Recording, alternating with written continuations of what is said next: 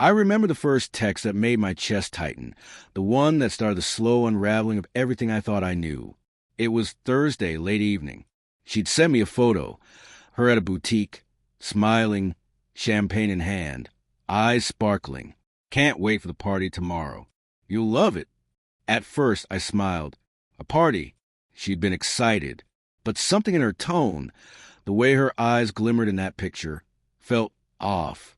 I brushed it aside, told myself I was imagining things. Friday evening arrived, and she was restless. "I'll be home late," she said casually, slipping past me, her perfume lingering in the air like a warning I didn't recognize. My calls went unanswered. A single red receipt, no reply. I sat on the couch staring at my phone, willing a message from her to appear, a mundane on my way that never came. By the time we reached the party, my unease had solidified into a gnawing pit of dread.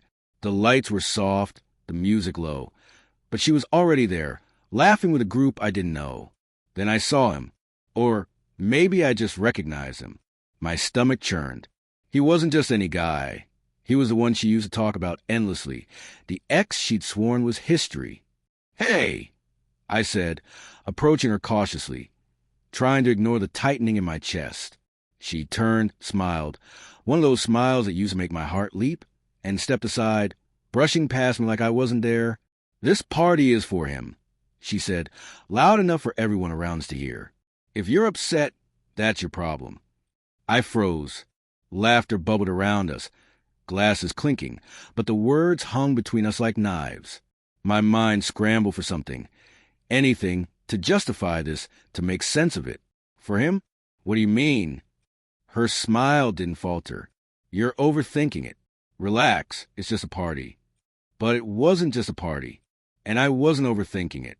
I left the party early, walking home in silence, my hands trembling around my keys. That night, I went to my phone, texts, emails, social media messages. Nothing seemed out of place, but every small message felt like it could hide a secret. A missed call from a friend I didn't recognize. A fleeting notification. My mind began piecing together a story I didn't want to be true. Over the next few days, the signs became undeniable. She'd forget to tell me things, be vague about her whereabouts, and her phone always seemed just out of reach. I questioned myself constantly. Was I overreacting? Was I imagining betrayal? But deep down, I knew the answer. The truth hit me in the most mundane way, through a simple text notification on her unlocked phone. A message from him. "Last night was amazing. Can't wait to see you again." I stared at the screen, numb, my hands shaking so violently I could barely hold the phone. It was so ordinary, so casual, and yet it shattered everything. I didn't confront her immediately.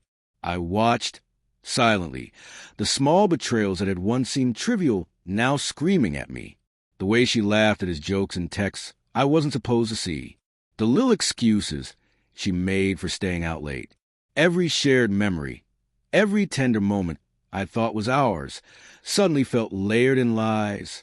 When I finally confronted her, it wasn't in anger at first. I just wanted to understand, to find some thread of truth. She looked at me with eyes I once adored, clouded with guilt and defiance all at once.